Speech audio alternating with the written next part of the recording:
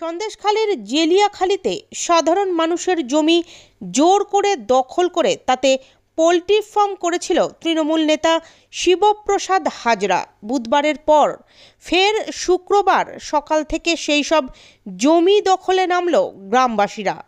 Hazra poultry farm আগুন লাগিয়ে পুড়িয়ে দিয়ে জমির দখল নিচ্ছে গ্রামবাসীরা।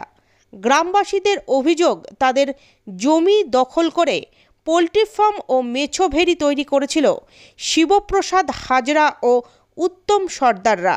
এরা প্রত্যেকেই শেখ শাহজাহানের অনুগামী। সামন্ত প্রভুদের কায়দায় শিবু হাজরা ও উত্তম সর্দারের ভয়ে নিজেদের জমিতেই পোল্ট্রি ফার্মে বেগার খাটতে হতো জমির মালিকদের। মজুরি চাইলেই জুটত প্রহার। জনখাটা স্বামীদের মেরে কোমর ভেঙে দেওয়ারও অভিযোগ করেছেন গ্রামের মহিলারা।